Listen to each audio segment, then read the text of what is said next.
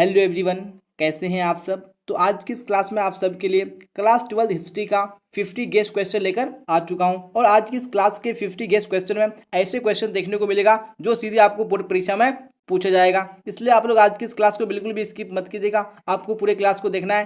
Class अच्छी लगे तो आपको लाइक कर देना, अपने दोस्तों में शेयर भी कर देना है। और अभी तक सब्सक्राइब नहीं किया तो आपको चैनल को सब्सक्राइब करके बेल आइकन को प्रेस कर लेना है, ताकि आप लोग क्लास का बेनिफिट उठा पाए। तो बिना टाइम को वेस्ट किए हम लोग क्वेश्चन की ओर चलेंगे। अगर आपको आंसर पता होगा तो साथ साथ में कमेंट बॉक्स में आंसर बताना है कौन सा ऑप्शन राइट है। जी हाँ, तो फर्स्ट क्वेश्चन स्क्रीन पे आ चुका है। बोला जा रहा है कि लोथल कहाँ स्थित है। तो लोथल कौन से राज्य में स्थित है, फटाफट से आप लोग करेक्ट आंसर बताइए। काफी इंपॉर्टेंट क्वेश्चन है। बिल्कुल आप सबने यहाँ पे सही आंसर दिया है, यानी गुजरात। बिल्कुल ऑप्शन नंबर सी करेक्ट हो जाएगा। चलिए अब देख लेंगे हम लोग इसी तरह नेक्स्ट क्वेश्चन, क्वेश्चन नंबर 2 को। और आप लोग भी साथ साथ में आंसर दीजिए कौन सा करेक्ट होगा। बोला जा रहा है कि महाभारत किसने लिखा। तो महाभारत के लेखक कौन है। तो बिल्कुल ऑप्शन नंबर यहाँ पे सी करेक्ट हो जाएगा, नहीं वेद व्यास। चलिए अब बढ़ेंगे हम लोग नेक्स्ट क्वेश्चन, क्वेश्चन नंबर 3 की ओर। जी हाँ, तो 3 भी स्क्रीन पे आ चुका है। क्या बोला जा रहा है, चौथी बौद्ध संगीति कहाँ हुई। तो चौथी बौद्ध संगीति कहाँ पे हुई थी, यानी कौन सी जगह में हुई थी। तो 3 में जो करेक्ट आंसर हो जाएगा आपका ऑप्शन नंबर डी हो जाएगा, जी यानी कश्मीर में हुई थी। यहाँ पे आपको बौद्ध संगीति 4 क्वेश्चन आता है, यानी प्रथम बौद्ध संगीति, उसके बाद द्वितीय, तृतीय और चौथी बौद्ध संगीति। अगर आपको यहाँ पे पूछेगा प्रथम बौद्ध संगीति, आपको राजगृह याद रखने हैं। उसके बाद बोलेगा अगर द्वितीय बौद्ध संगीति तो आपको यहाँ पे वैशाली याद रखने हैं। अगर पूछेगा तृतीय बौद्ध संगीति तो आपको पाटलिपुत्र याद रखने हैं। और चौथी पूछेगा तो यहाँ पे क्या हो जाएगा, यानी कुंडलवन कश्मीर। तो आपको चारों बौद्ध संगीत याद कर लेना है, क्योंकि एग्जाम में आपको इन चारों में से कोई भी एक आ सकता है। चलिए अब बढ़ेंगे हम लोग नेक्स्ट क्वेश्चन, यानी क्वेश्चन नंबर 4 की ओर। यहाँ पे 4 भी स्क्रीन पे आ चुका है। बोला जा रहा है कि हरिसेन किसका राजकवि था। तो हरिसेन किसके दरबार में एक राजकवि था। तो 4 में ऑप्शन नंबर बी करेक्ट हो जाएगा, नहीं समुद्रगुप्त के दरबार में। चलिए अब देख लेंगे हम लोग नेक्स्ट क्वेश्चन, क्वेश्चन नंबर 5 को। और साथ साथ में आप लोग भी राइट आंसर बताइए कौन सा ऑप्शन करेक्ट होगा। बोला जा रहा है कि महात्मा बुद्ध का जन्म कहाँ हुआ था। तो महात्मा बुद्ध का जो जन्म हुआ था वो कौन से देश में हुआ था। बिल्कुल जो ऑप्शन नंबर यहाँ पे करेक्ट हो जाएगा बी, यानी नेपाल में हुआ था। चलिए आप देख लेंगे हम लोग नेक्स्ट क्वेश्चन, क्वेश्चन नंबर 6 को। जी हाँ, तो 6 भी स्क्रीन पे आ चुका है। काफी इंपॉर्टेंट क्वेश्चन है। क्या बोला जा रहा है, सिंधु घाटी सभ्यता का क्षेत्रफल कितना था। तो उसका एरिया कितना था सिंधु घाटी सभ्यता का। तो यहाँ पे 6 में जो ऑप्शन नंबर ए होगा, यानी लगभग 13 लाख वर्ग किलोमीटर, बिल्कुल करेक्ट हो जाएगा। चलिए अब पढ़ेंगे हम लोग इसी तरह नेक्स्ट क्वेश्चन, क्वेश्चन नंबर 7 की ओर। यहाँ पे आ चुके हैं हम लोग 7 की ओर। क्या बोला जा रहा है, सिंधु घाटी सभ्यता में लोथल की खोज कब आरंभ हुआ। यानी लोथल को सिंधु घाटी सभ्यता में कब खोजा गया था, कौन सी ईस्वी में। तो बिल्कुल ऑप्शन नंबर सी करेक्ट हो जाएगा, नहीं 1955 ईस्वी में। चलिए अब देखेंगे हम लोग नेक्स्ट क्वेश्चन, क्वेश्चन नंबर 8 को। बोला जा रहा है कि 16 महाजनपदों का उल्लेख किस ग्रंथ में है। आप सबको पता है कि जो 16 महाजनपद थे उनका जो उल्लेख है वो कौन से ग्रंथ में किया गया है। तो यहाँ पे जो ऑप्शन नंबर बी होगा, यानी अंगुत्तर निकाय, बिल्कुल करेक्ट हो जाएगा। चलिए अब पढ़ेंगे हम लोग नेक्स्ट क्वेश्चन, क्वेश्चन नंबर 9 की ओर। क्या है 9 में, देखिए राइटर से बताइए। मनुस्मृति की रचना किसने की। तो मनुस्मृति की रचना किसने की, इसके लेखक कौन है। यहाँ पे ऑप्शन नंबर डी करेक्ट हो जाएगा, नहीं मनु। चलिए अब देखेंगे हम लोग नेक्स्ट क्वेश्चन, क्वेश्चन नंबर 10 को। जी हाँ, तो 10 भी आ चुका है स्क्रीन पे। बोला जा रहा है कि गृहपति कौन थे। तो गृहपति किसको बोला जाता था। तो यहाँ पे 10 में ऑप्शन नंबर बी करेक्ट हो जाएगा, नहीं घर का मुखिया। चलिए अब बढ़ेंगे हम लोग नेक्स्ट क्वेश्चन की ओर। और आप लोग भी साथ साथ में आंसर दीजिए कौन सा ऑप्शन करेक्ट है। बोला जा रहा है कि कनिष्क किस वंश का शासक था।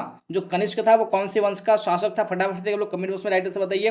बिल्कुल यहाँ पे ऑप्शन नंबर डी करेक्ट हो जाएगा, नहीं कुषाण वंश का। चलिए अब देखेंगे हम लोग नेक्स्ट क्वेश्चन, क्वेश्चन नंबर 12 को। बोला जा रहा है कि त्रिपिटक किस धर्म से संबंधित है। तो कौन से धर्म से त्रिपिटक संबंधित है। तो यहाँ पे 12 में ऑप्शन नंबर सी करेक्ट हो जाएगा, दिखाने बौद्ध धर्म से संबंधित है। चलिए अब देख लेंगे हम लोग नेक्स्ट क्वेश्चन, यानी क्वेश्चन नंबर 13 को। क्या बोला जा रहा है, सबसे प्राचीन वेद कौन है। तो इनमें से कौन सबसे प्राचीन वेद है, आप सबको बताने। तो आप सबको पता होना चाहिए कि जो वेद है वो 4 हैं। तो इनमें से सबसे प्राचीन वेद कौन है। तो यहाँ पे जो 13 का करेक्ट आंसर हो जाएगा आपका ऑप्शन नंबर डी, जी यानी ऋग्वेद, ये सबसे प्राचीनतम वेद है।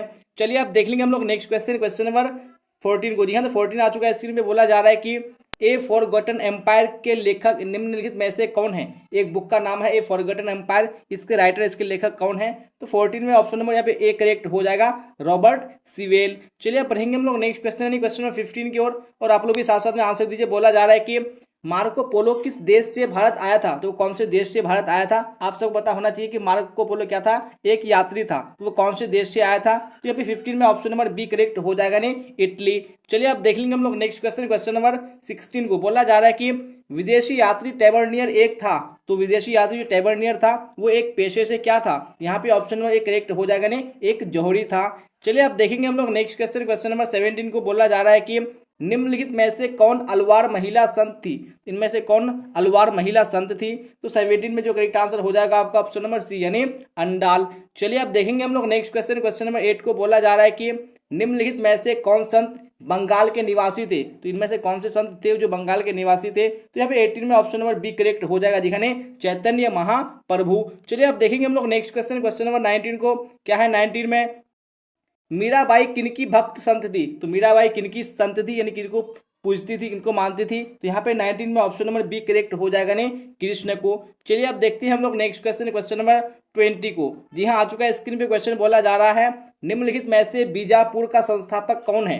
तो बीजापुर को किसने बसाया था? यहाँ पे आपको इसका करेक्ट आंसर बताने हैं। तो 20 में ऑप्शन नंबर बी यानी यूसुफ आदिल शाह बिल्कुल करेक्ट हो जाएगा। चलिए अब देखेंगे हम लोग नेक्स्ट क्वेश्चन। क्वेश्चन नंबर 21 को क्या है? 21 में देखिएगा और एड्रेस बताइएगा आप लोग। किस शासक ने तुंगभद्रा नदी पर बांध बनवाकर विजयनगर के लिए नहरें निकलवाई? वो कौन से शासक थे जिन्होंने तुंगभद्रा नदी पर बांध बनाकर विजयनगर के लिए नहर को निकलवाई थी? तो 21 में right answer option number B हो जाएगा, नहीं देवराय प्रथम। चलिए अब देखेंगे हम लोग नेक्स्ट क्वेश्चन। क्वेश्चन नंबर 22 को बोला जा रहा है कि किसने लीलावती का फारसी अनुवाद किया? तो लीलावती का फारसी अनुवाद किसने किया था? तो 22 में ऑप्शन नंबर एक करेक्ट हो जाएगा, नहीं फैजी।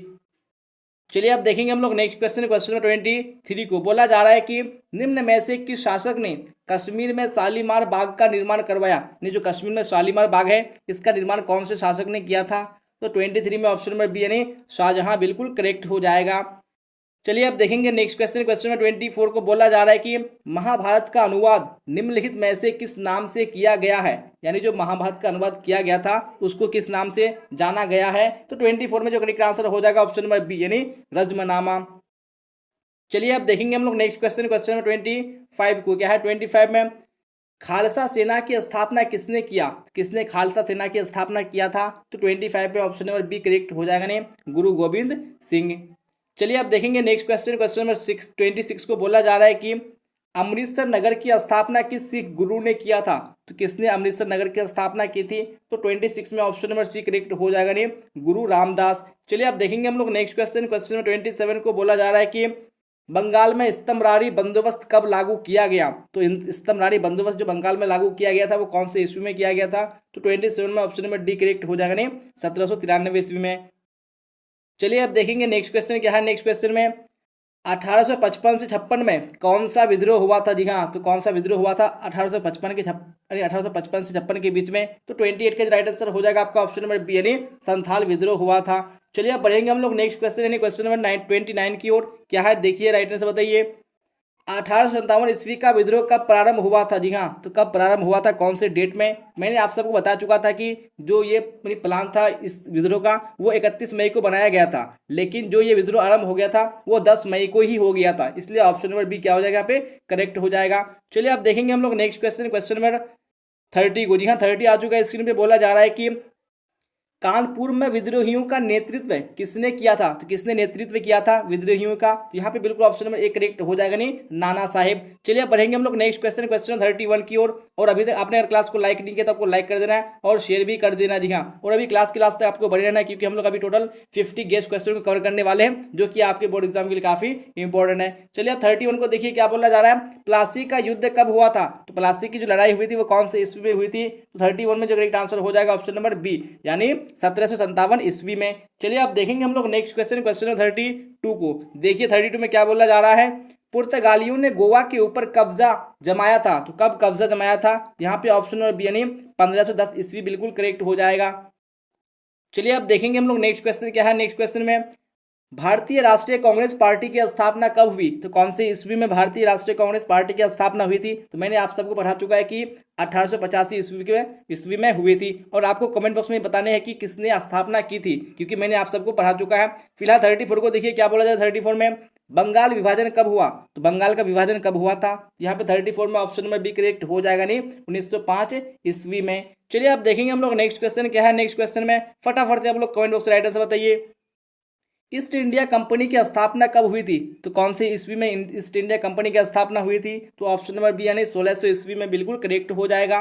चलिए अब देखेंगे हम लोग नेक्स्ट क्वेश्चन क्या है। नेक्स्ट क्वेश्चन में पाकिस्तान शब्द किसके दिमाग की उपज थी? तो किसके दिमाग की नहीं, पाकिस्तान शब्द को किसने दिया था? यहाँ पे ऑप्शन नंबर सी करेक्ट हो जाएगा, चौधरी रहमत अली। चलिए आप देख लेंगे हम लोग नेक्स्ट क्वेश्चन क्या है। नेक्स्ट क्वेश्चन में कैबिनेट मिशन भारत कब आया? तो कौन से ईस्वी में कैबिनेट मिशन भारत आया था? तो यहाँ पे 37 में ऑप्शन नंबर ए करेक्ट हो जाएगा, नहीं 1946 ईस्वी में। चलिए आप देख लेंगे हम लोग नेक्स्ट क्वेश्चन क्या है। नेक्स्ट क्वेश्चन में भारत कब अपना स्वतंत्रता दिवस मनाता है? तो कब मनाता है? तो आप सबको पता है कि 15 अगस्त स्वतंत्रता दिवस, इसलिए ऑप्शन नंबर ए बिल्कुल करेक्ट हो जाएगा। चलिए आप देखेंगे हम लोग नेक्स्ट क्वेश्चन क्या है। नेक्स्ट क्वेश्चन में संविधान सभा का अस्थायी अध्यक्ष कौन थे? तो अस्थायी अध्यक्ष कौन थे? मैंने आप सबको बार बार पढ़ा चुका है कि जब भी बात आती है अस्थायी अध्यक्ष की तो यहाँ पे डॉक्टर राजेंद्र प्रसाद हो जाएगा, लेकिन अगर बोलेगा कि अस्थायी अध्यक्ष तो यहाँ पे कौन हो जाएगा, यानी डॉक्टर सच्चिदानंद सिन्हा। चलिए आप देखेंगे हम लोग नेक्स्ट क्वेश्चन क्या है। नेक्स्ट क्वेश्चन में फटाफट से आप लोग राइटर से बताइए, भारतीय संविधान बनकर कब तैयार हो गया था? तो बनकर तैयार कब हो गया था? मैंने बताया था कि 26 जनवरी 1950 को लागू हुआ था, लेकिन बनकर जो तैयार हुआ था वो 26 नवंबर 1949 ईस्वी में। चलिए आप देखेंगे हम लोग नेक्स्ट क्वेश्चन क्या है। नेक्स्ट क्वेश्चन में बहादुर शाह जफर द्वितीय की मृत्यु कहाँ हुई थी? ये क्या था? मुगल वंश का आखिरी बादशाह था बहादुर शाह जफर, इसके बाद में क्या हो गया था, मुगल वंश का अंत हो गया था। तो इसकी जो मृत्यु हुई थी वो कहाँ पे हुई थी? ये रंगून में हुई थी, यानी ऑप्शन में भी बिल्कुल करेक्ट हो जाएगा। चलिए आप देखेंगे हम लोग नेक्स्ट क्वेश्चन क्या है। नेक्स्ट क्वेश्चन में 1757 ईस्वी की प्लासी की लड़ाई में किसकी हार हुई? तो किसकी हार हुई थी 1757 ईस्वी में प्लासी की जो लड़ाई हुई थी? और ये जो लड़ाई हुई थी रॉबर्ट क्लाइव और सिराजुद्दौला के बीच में हुई थी। तो यहाँ पे सिराजुद्दौला की हार हो गई थी, और इसके बाद जो बंगाल का नवाब बनाया गया था वो मीर कासिम को बनाया गया था। तो इसलिए यहाँ पे जो राइट आंसर हो जाएगा क्या हो जाएगा, यानी ऑप्शन नंबर बी सिराजुद्दौला। चलिए आप देखेंगे हम लोग नेक्स्ट क्वेश्चन क्या है। नेक्स्ट क्वेश्चन में भारत में तार किस गवर्नर जनरल ने प्रारंभ किया था? तो कौन से गवर्नर जनरल ने प्रारंभ किया था? तो यहाँ पे 43 में ऑप्शन नंबर यानी लॉर्ड डलहौजी बिल्कुल करेक्ट हो जाएगा।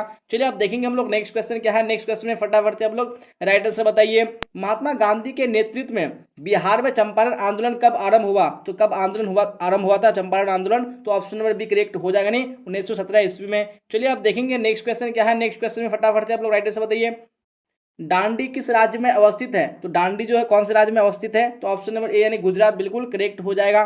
चलिए आप देखेंगे हम लोग नेक्स्ट क्वेश्चन क्या है। नेक्स्ट क्वेश्चन में दूसरा गोलमेज सम्मेलन कब हुआ? तो दूसरा जो गोलमेज सम्मेलन हुआ था वो 1931 ईस्वी में हुआ था, इसलिए ऑप्शन नंबर सी बिल्कुल करेक्ट हो जाएगा।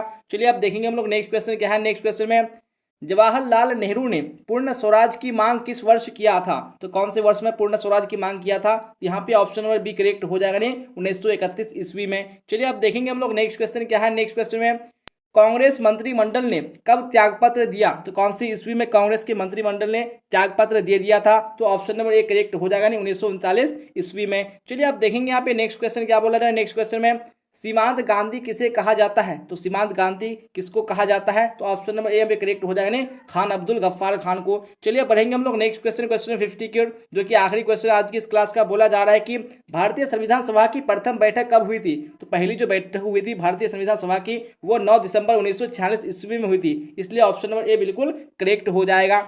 जी हाँ, तो इसी क्वेश्चन के साथ हम लोगों ने आज की इस क्लास में हिस्ट्री का 50 गेस्ट क्वेश्चन कंप्लीट कर चुका है, और इस गेस्ट क्वेश्चन में हम लोगों ने उन सभी क्वेश्चन को कवर किया जिससे आपको क्वेश्चन बोर्ड एग्जाम में देखने को मिलेगा। इसलिए आप लोग क्लास को पूरा नहीं देखिए तो आपको देख लेना है। क्लास अच्छी लगी हो तो आपको लाइक कर देना है, अपने दोस्तों में आपको शेयर भी कर देना है, और आपने अभी तक सब्सक्राइब नहीं किया तो आपको सब्सक्राइब करने में बिल्कुल भी देरी नहीं करना है, क्योंकि एग्जाम से पहले पहले मैं जितनी भी क्लासेस लेके आने वाला हूँ यहीं से आपको क्वेश्चन आएगा, इससे बाहर बिल्कुल भी नहीं आएगा। इसलिए आप लोग सब्सक्राइब जरूर से कर लीजिए और बेल आइकन को भी प्रेस कर लीजिए, और क्लास कैसी लगी आप लोग कमेंट बॉक्स में भी बताइएगा। तो यहाँ तक बने रहने के लिए आप सबका धन्यवाद। फिर मिलते हैं हम लोग अगली क्लास में। Till then bye bye, tata, see you on the next class.